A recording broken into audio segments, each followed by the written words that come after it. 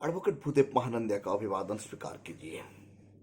साथियों, आप देख रहे हैं वैश्य पीपल, वैश्य बहुजन। कर्नाटक में बीजेपी का सफाया हो गया, यानी बीजेपी कर्नाटक में अपना राजनीतिक ताकत खो बैठा है। इसका सबसे बड़ा कारण क्या है? इसका सबसे बड़ा कारण यह है कि बीजेपी, उनका जो शासन प्रशासन में करप्शन ज्यादा, उनको कंट्रोल कर नहीं पाया। और धर्म के आड़ पर जो बजरंगवाली का खेल वहां खेला, वो दांव उल्टा पड़ गया।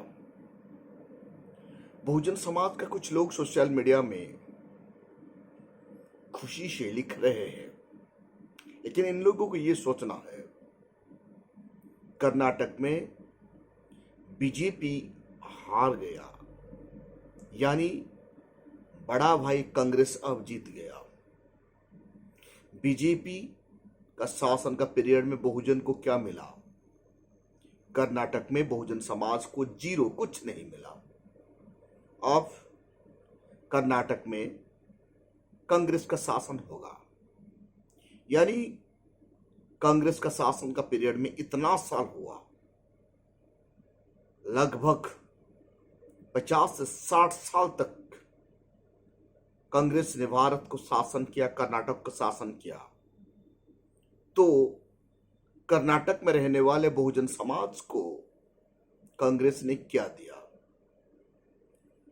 ये दोनों एक ही सिक्के का दो साइड है। जब बीजेपी कमजोर पड़ जाता है तो हिंदुत्व तो सोच रखने वाले लोग कांग्रेस की तरफ कूच करते हैं और कांग्रेस में शामिल हो जाते हैं। कर्नाटक में बहुजन समाज को कुछ मिलने वाला नहीं है। बहुजन समाज को शोषण ही होगा। नजीर है आपको राजस्थान में बहुजन समाज का लोगों को कैसे एक्सप्लोटेशन हो रहा है, वहां कैसे एट्रोसिटी बढ़ रहा है। जहां भी कांग्रेस हो या बीजेपी हो, दोनों का शासन में बहुजन समाज का नुकसान ही होता है। गुजरात में बीजेपी का शासन है, वहां शेड्यूल कास्ट लोगों को मरने के बाद दफनाने के लिए स्मशान नहीं मिल रहा है। आज का खबर मुकनायक में ये निकला है, ट्विटर हैंडल से ये पता चलता है, शेड्यूल कास्ट परिवार का लोग मर जाने के बाद उनको सब दफनाने के लिए जगह नहीं मिलता है, इसीलिए हाईवे का किनारे पर ये लोग सब दफना रहे हैं। यानी बीजेपी का शासन में शेड्यूल कास्ट, शेड्यूल ट्राइब को सब दफनाने के लिए जगह नहीं मिलता। वैसे ही कांग्रेस का शासन का पीरियड में शेड्यूल कास्ट, शेड्यूल ट्राइब लोगों को एट्रोसिटी बढ़ जाता है। मैंने आज सोशल मीडिया देख रहा था, बहुत सारे बुद्धिजीवी फ्रेंड सोशल मीडिया में ये लिख रहे हैं कि बीजेपी का सफाया हो गया, कांग्रेस का विन, कांग्रेस का जीत, मतलब बड़े भाई का जीत हुआ और छोटे भाई का हार हुआ। ये दोनों का शासन मनोवादी विचार से चलता है। एक सॉफ्ट मनोवादी सोच रखता है, जिनको कांग्रेस कहते हैं, यानी दादा साहब कांशीराम का हिसाब से ये सापनाथ है। और एक हार्डकोर हिंदुत्ववाद विचार रखता है, इनको बीजेपी कहते हैं। बीजेपी डायरेक्ट पॉइजन दिया करता था, कांग्रेस आप स्लो पॉइजन दे के बहुजन समाज को डसेगा, जो राजस्थान में नजर देखने के लिए मिलता है। इसीलिए बहुजन समाज को अपना शासन चलाना है, अपना सरकार चलाना है। उत्तर प्रदेश में बसपा और समाजवादी पार्टी निकाय चुनाव में कुछ अच्छा प्रदर्शन कर नहीं पाए। इसका मतलब यह है, बहुजन समाज को यूनाइटेड में आना बहुत जरूरी है।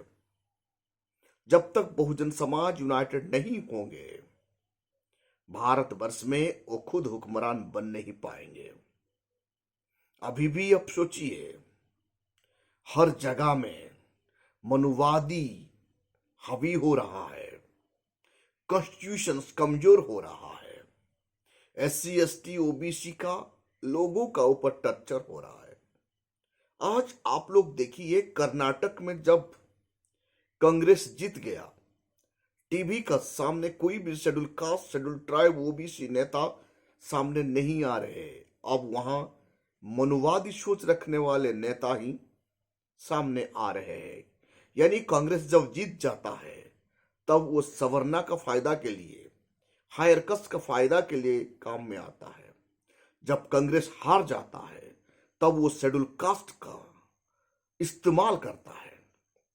कर्नाटक में शेड्यूल कास्ट का इस्तेमाल किया गया और कर्नाटक में कांग्रेस को जीत मिली।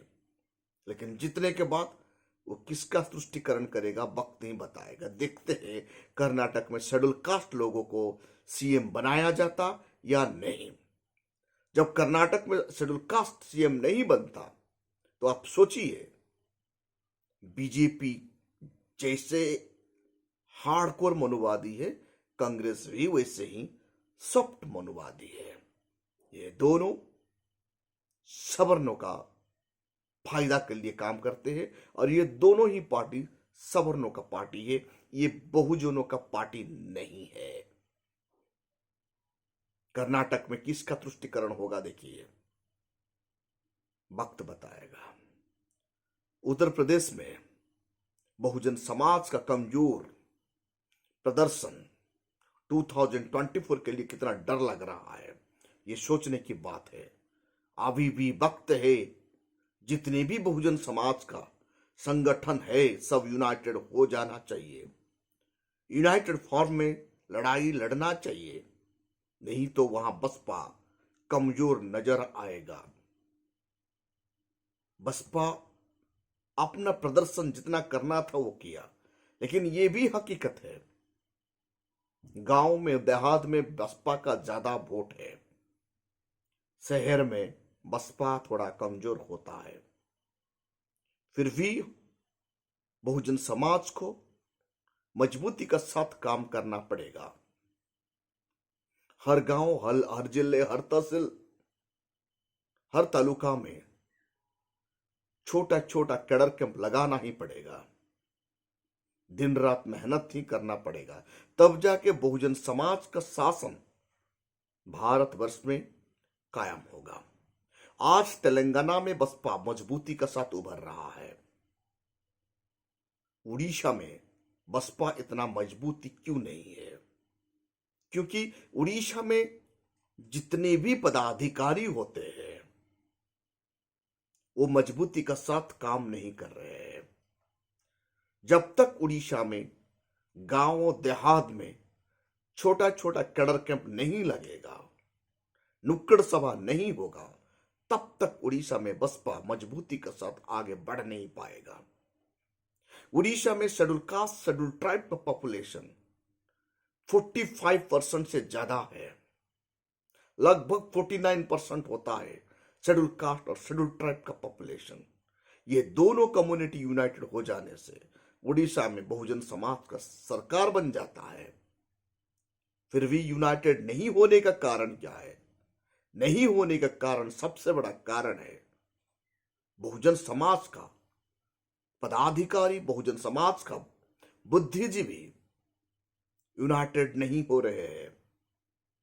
बहुजन समाज का बुद्धिजीवी यूनाइटेड होके बहुजन संगठन करेंगे, तब इजी वे से उड़ीसा में भी बहुजन समाज अपना सरकार बनाएगा। क्योंकि यहां शेड्यूल कास्ट और शेड्यूल ट्राइब का पॉपुलेशन ज्यादा है। उत्तर प्रदेश का खेल अलग है। उत्तर प्रदेश में 21% schedule caste, schedule tribe population होता है। इसीलिए वहां बहुजन समाज को पूरा यूनाइटेड होकर लड़ना बहुत जरूरी है। साथियों, आप देख रहे हैं भाई सब पीपल, भाई सब बहुजन। अभी तक आप हमारा चैनल को सब्सक्राइब नहीं किए तो काइंडली सब्सक्राइब कीजिए, शेयर कीजिए, लाइक कीजिए। Thank you.